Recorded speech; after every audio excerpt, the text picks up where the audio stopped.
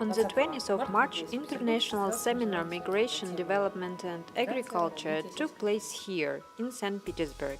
I know that you gave a presentation at this seminar, and I would like to know your opinion on the results of this seminar, and what do you think about your visit to Russia? The evaluation of the seminar and our trip in Russia is very positive. We had several meetings of evaluation during each day, and the delegation agreed, all the delegation agreed that it was a learning experience for all of us. As my colleagues were also saying before, for us it's been the first time to deepen the knowledge of Russia, Russian society, Russian knowledge, Russian academy, and for us it was a very interesting experience. And we are going home with a lot of material to be elaborated and reflection to be made just afterward. We will need some days or some months actually just to reflect upon the experience that we have had. Regarding our stay in Russia, well, I think that the beauty of St. Petersburg is just without words we cannot express it. It's really a nice city, a welcoming city. We feel very comfortable in the city. Also going around, we have been able to walk around. It was very nice to see people smiling or just people giving information. And we feel also, I would say, the warmth of the people and the welcoming of the people also in the city. And as far as projects are concerned, the possibility of cooperation, and now I talk from the point of view of my institute, it was very interesting scouting of cooperation and possibility of cooperation with different entities and institutions, starting with the university, of course, the Agrarian State University of St. Petersburg, and also going to other institutions, the foundation and the center, which were introduced to us, and we will be very pleased to cooperate with them. Concerning the seminar itself, in your presentation you said that the future of humanity determines not the problem of migration, but the problem of integration. What should be the principles of such an integration? Integration is a very strange word because it is used by, I think, everybody around the world, and all the governments will use it. But then when you go to the meaning of integration, you will find that there are different understandings. And it's where you will find it in the laws, you will find it in the policies, but then the different understanding will make people act differently before migrants. So normal integration is when you have two different elements and you try to combine the elements, to merge the elements together. So it means that one will do something and the other will do something in order to be united in only one society. But normally, as it is understood, is that only those arriving in society are supposed to change and to integrate in the society. So actually it is more assimilation rather than integration, because from the local part there is a little to none work to be done. And well, our way of understanding this one is one of the principles of integration is what we call bidirectionality. So it is bidirectional, it is mutual, it is reciprocal. So if locals are receiving migrants, we are also compelled in the process of integration, as the migrants are also obliged to have a process of integration. And whatever will be the result at the end will be a richer society than before, because it will be enriched by the elements of those who are coming from abroad, coming from other parts of the world.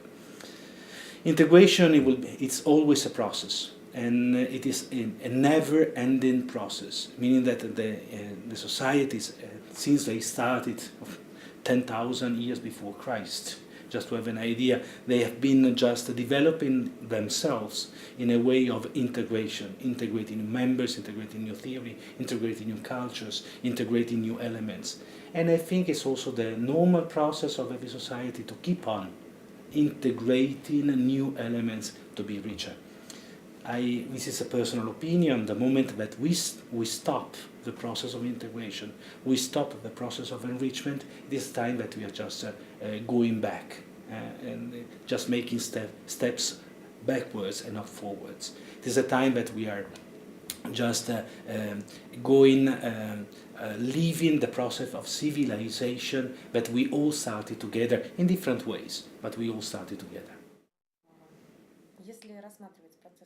If we look at the principle of integration basing only on financial benefits, I think that it is impossible to unite people with the help of this idea. First of all, people need spiritual values. It is interesting to hear your opinion whether it is possible the cooperation of Russian Orthodox and Catholic churches in the process of creating informational space with the right spiritual values. As a Catholic person and a Catholic convinced faithful, I would say that spirituality is very important. It's one of the most important dimensions of human being. Actually, it's one elevating us, raising us up from what is normally material and the material world. It's what is giving us hope. It is giving us ideas and giving us the reason to keep on living and working for the future.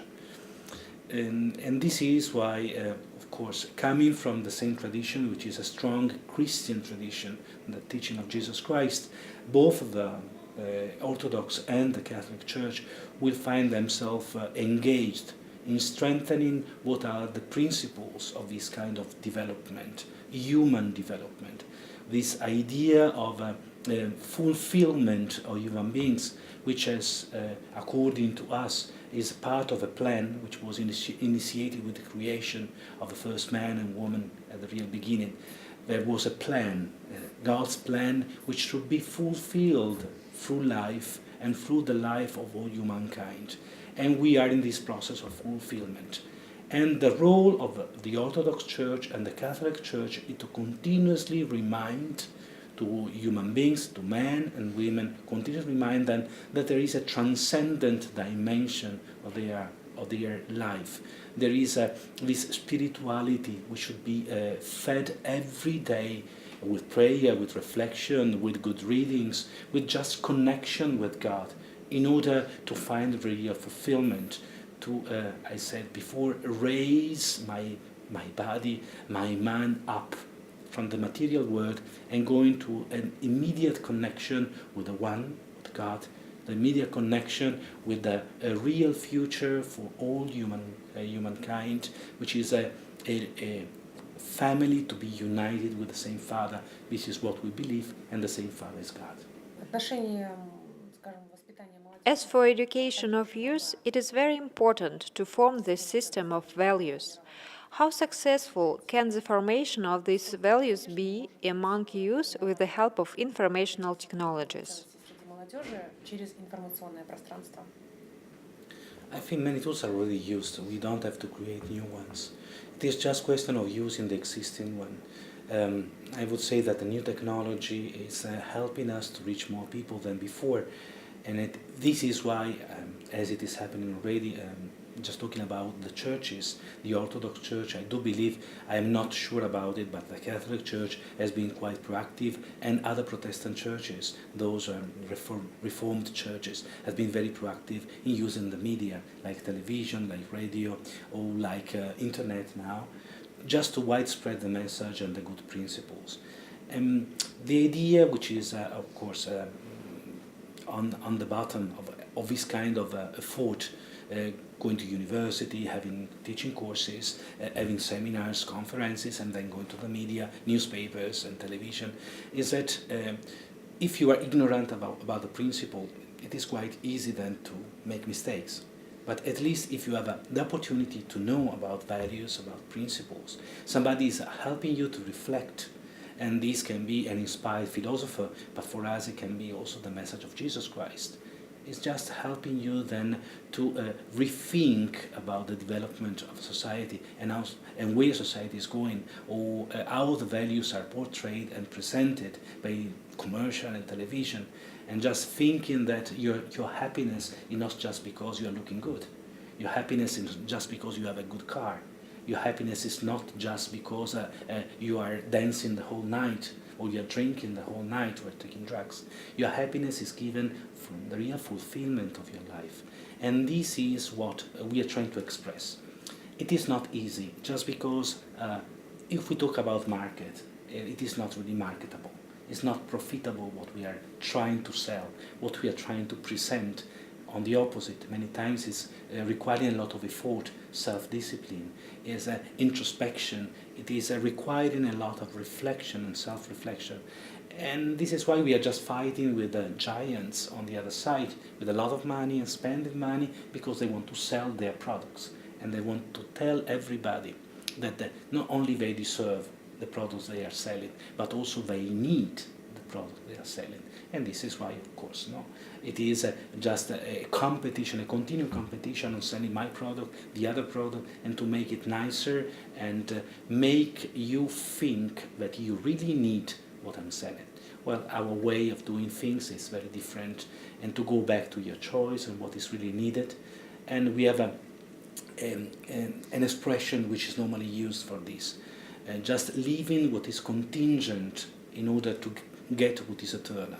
So contingent, just passing by, what is just for a moment, and looking instead what is for all your life, and even for the life after life, looking for it, for the eternal values, which are making you really a fulfilled human being. It's the question of control, the control over formation of this information space. I know that you have direct connection to education process, and that is why I would like to know, are there any projects aimed at the development of informational technologies among youth? We have several projects we are doing, and we are also building up a new program for what we call pastoral care of youth, which is just a special assistance to youth in the context of migration, since we are really involved with the migration topics and issues.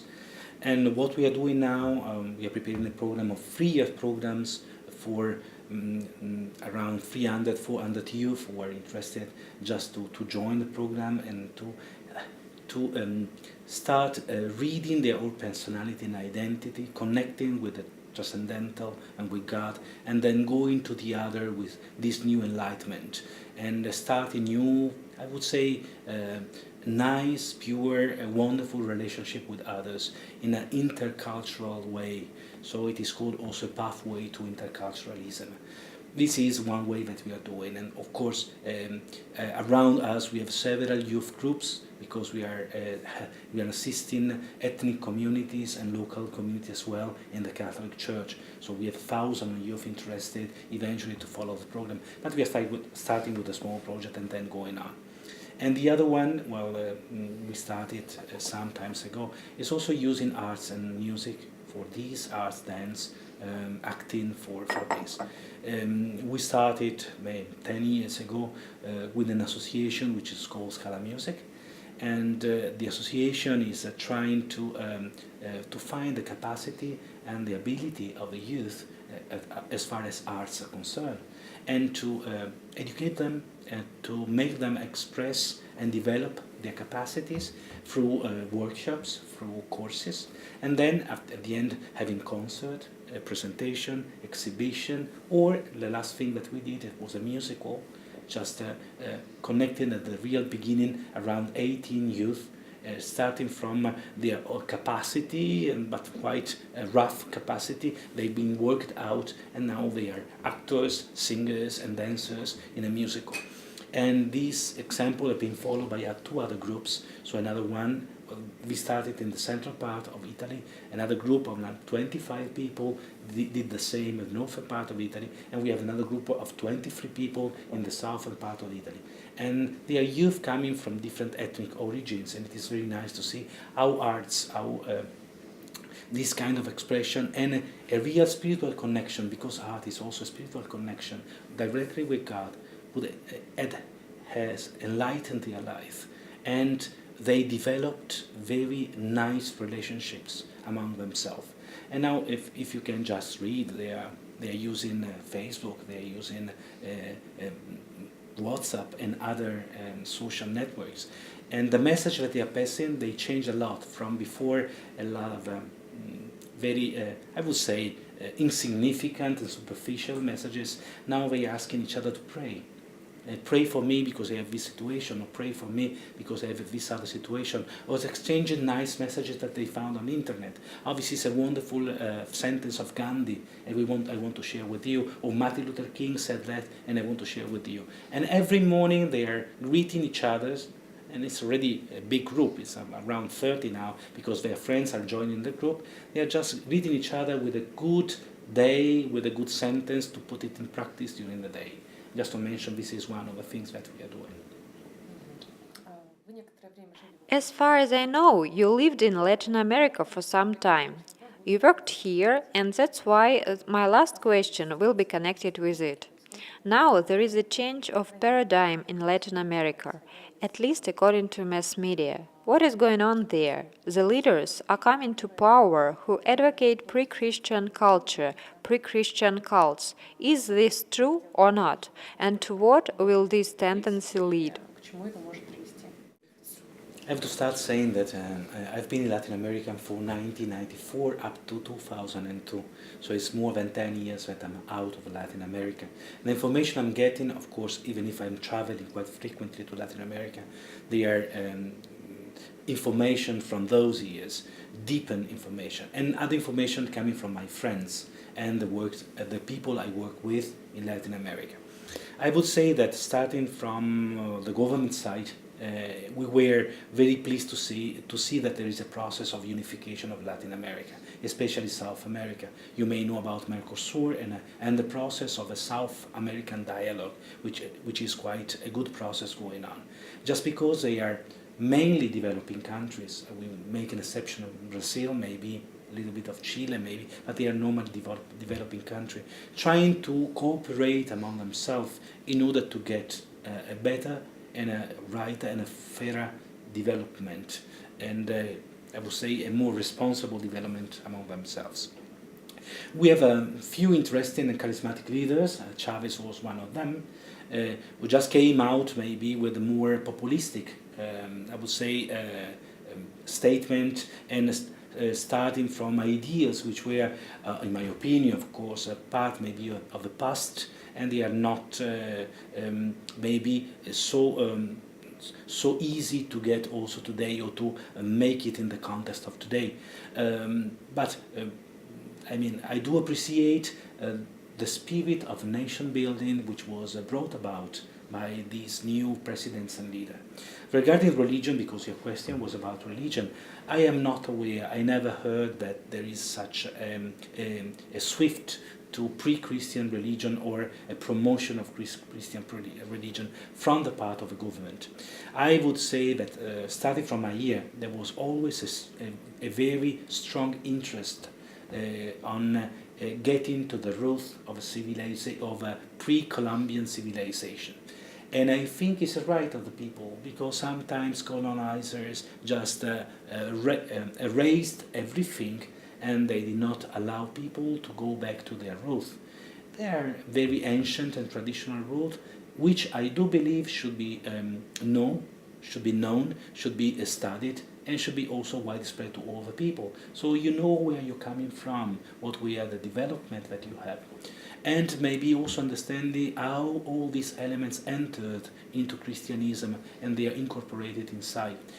We talk a lot about syncretism, which are a lot of elements entering also in different faiths that we have. And this is why maybe this is what I'm getting information from my friends there. There is a huge widespread of new sects and confessions. And there are a lot of new religious groups which are putting together different elements and then getting maybe not a huge people, but little community, and they are just growing with a little community. What I do believe that this is just a challenge, for I would say the main religions, and say a challenge for all of us, also the Catholic Church, because Latin America has been and it is still a strong Catholic region, a challenge to see what are the new forms of evangelization, what are the new ways to express the same message that we had before, and also why not also recognizing maybe some failures we had in the past and starting working with the people. Our Pope is coming from Latin America, and Francisco's has a huge experience. He is born there and has been born there, has a huge experience of Latin America. And I think he's strengthening some of the ways. We have this World Youth Day in Rio de Janeiro just last year. It was stressing with the youth what are the ways that we have to take back our faith into work, take back our faith into study, take back our faith into normal life, ordinary life, not just living it for big events. And I think this is one of the good ways, just living every day in the ordinary life, the little piece of faith that you have to believe, and don't let others to convince you that faith is just on Sunday or just going to mass, or faith is just the make of the practices of a liturgy. Faith is a real belief, is a feeling the presence of God, the lovely God in your life, and make this presence felt also by other people. So the love of God which is coming to you is felt, is then donated to the others in the same way, and it is producing more love. And I think this is one of the ways that we can still talk and we can still have a refreshment of the faith in Latin America.